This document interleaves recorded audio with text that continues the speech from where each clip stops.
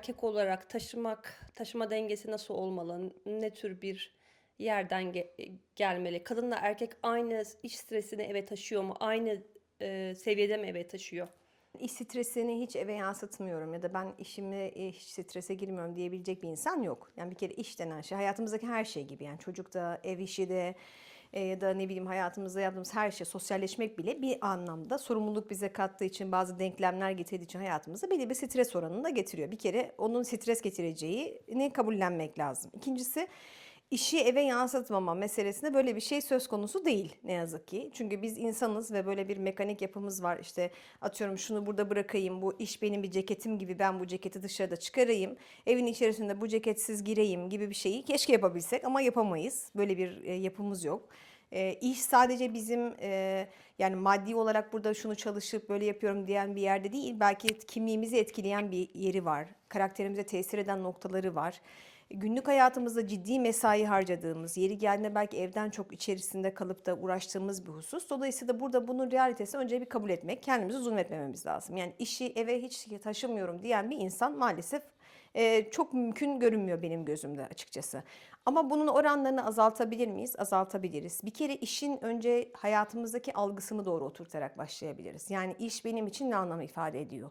Eğer bu iş benim tek değer gördüğüm bir yerse, işimi çok seviyorsam, ona aşırı değer veren bir yerdeysem ya da tam tersine, o zaman benim bu işi eve yansıtma oranım haliyle artacaktır. Ya da tam tersine işimden çok nefret ediyorum. Yani hiç sevmiyorum, zorla yapıyorum ve ama yoğun bir duygum var. Yani aşkı da nefret ama her halükarda yoğun bir duygu demek benim bunu, değil mi, evin içerisine yansıtmam demek. Yani bir insanın, bir kadının ya da erkeğin, değil mi, aşık olduğundaki hali nasıl diğer taraflarına yansıyorsa, her yerde onu aşık bir insan olarak görüyorsak, işimize de aşık olup ya da nefret ettiğimizde yine aynı şekilde bunu bizim hayatımızın diğer yerlerine görebilme olasılığımız çok yüksek. O yüzden işimize önce duygusal olarak daha regüle bir yerden bakabilmek. Sevmek tabii ki çok güzel bir şey.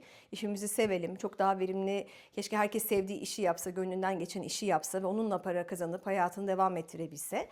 Bu çok keyifli bir şey. Yani işin verimi de arttıran, bizim kişisel olarak değer kazanmamızı sağlayan bir husus. Ama ona olduğu kadar değer vermek demek. Yani hak ettiği ölçüde bir değer vermek. Bu nihayetinde bir iş, bu benim hayatımın yegane parçası değil. Bu ne oluyor? Sadece aile hayatına yansımada değil aslında. Bir şekilde o iş kaybedildiğinde, ekonomik sıkıntılardan iflas ederek olabilir. Bir şekilde o işte haksız yere o işten siz atılmış olabilirsiniz, alınmış olabilirsiniz. O işteki kimliğiniz, mesleğiniz gittiğinde sizin kendi kimliğiniz gitmiş gibi de hissediyorsunuz. Ve dolayısıyla bu ne oluyor? İnsanda çok ciddi bir stres oranı oluşturuyor. Yani normalde işini kaybetmek ekonomik olarak sıkıntıdan dolayı bir stres oranı oluşturabilir elbette. Ama bu ikinci şey çok daha ağır. Niçin? Çünkü sadece maddi olarak sıkıntıda görmüyor kendini. Kimliksel olarak da sıkıntıda görüyor. Ben artık bu değil miyim?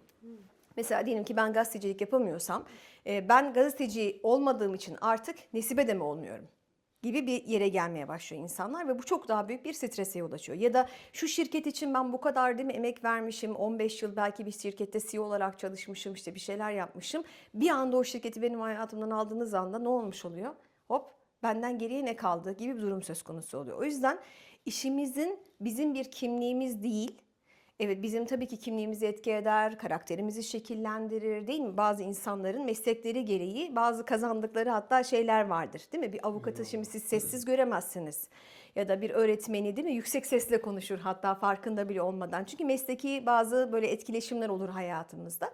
Ama sürekli öğretmenin bir öğretmen gibi davranması, değil mi? Evinde de öğretmen olmasını beklemeyiz. Onu bir kimlik haline getirmeme meselesi. İşi o anlamda benim hayatımda ne gibi bir yeri var? Bunu görebilmek.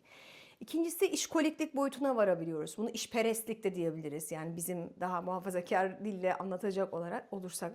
Nedir bu? Bana değer katan şey. Dolayısıyla ben ne yapmış oluyorum? Oradan bir şey kazanmış oluyorum. Niçin? Belki bunu hayırlı bir yerden bile söyleyebilirim. Ben belki çok para kazanıp çok hayırda bulunmak istiyorum. Gerçekten de işimdeki şeyim böyle. Hani niyetim bu olabilir. Ama ben nihayetinde bu işe haddinden ve gereğinden fazla, belki ailemi bile ihmal edecek şekilde zaman ayırdığım takdirde, evet, bu taraftan bir hayır defterimden illaki yazılan bir şeyler olabilir ama bu taraftan da hayır defterimde azalan şeyler olabilir. Bunun bir dengesini bir kere koyabilmek. Hani daha önce mutlu ailelerin ortak özelliklerini anlattığımız gibi, yani öncelikler listesinde işi hak ettiği yere koymak, kendi hayatımda benim kimliğim haline getirmek. Bence bana sorarsanız en önemli problemlerden bir tanesi bu. O yüzden insanlar şu an özellikle yaşadıkları bazı sıkıntılardan dolayı işleri ellerinden gelince kendileri de ellerinden gitmiş gibi hissedebiliyorlar. Bunu küçümsemiyorum. Tabii ki iş çok önemli. Çok değerli bir yerde bizim hayatımızda. Üretmek istiyoruz, bir şeyler yapmak istiyoruz. Hele işimizi seviyorsak bu kaybımızın derecesi birazcık daha fazla olabilir. Ama nihayet onun bir iş olduğunu kabullenme gerçeğini de olgunluğunda sarf etmemiz lazım. Sence iş bizim kimliğimize oturuyor mu? Yani ben mesela birisiyle konuştuğumuz zaman şunu fark ediyorum. Ben şunu yapıyordum, ben bunu yapıyordum. Ama yapıyordum derken işim buydu. Ben şurada işte yönetmen olarak çalışıyordum. Ben şurada asistan olarak çalışıyordum. Direkt kendimde bu şeyi fark ettim. Yani kimlik haline gelebiliyor ya, kendini o şekilde ifade ediyor ve hayatını o şekilde devam ettiriyor. E, Bu işte aslında sakat kısım bu. Yani kimliğini o şekilde, kendini var etmeyi o şekilde yapmış insanlar. Bu da Bu çok doğru toplumsal değil mi ama ya? Sanki Türk toplumunda bu daha fazla var gibi. Evet. evet, Kendimize Etiketliyoruz çünkü. etiketliyoruz. Yani ben her zaman şöyle diyorum. İşi sıfat gibi değil ya da bizim sahip olduğumuz bu annelik, babalık, eş olma, evli olma gibi hani kavramları da koyabiliriz. Bunlar benim sıfatım değil, bunlar eylemlerim. Yani evli Nesibe mi, Nesibe evlidir mi? Yani isim cümlesi mi, fiil cümlesi mi, hani ne kuracağıma bağlı. Ben birisine sıfat olarak kullandığım takdirde beni niteleyen bir şey olmuş oluyor. Dolayısıyla ben onunla var olmuş oluyorum. Ama öbüründe bu bir eylem. Yani ne yapıyoruz? Ben bir eyleme dönüştürüyorum. Evet, o böyledir. Nesibe bir annedir. Bu onun bir eylemi yani. Allah'ın ona nasip ettiği bir şey. Hayatta gerçekleştirmeye çalıştığı bir şey. Ama fark ettiyseniz önde kim var? O kişi var.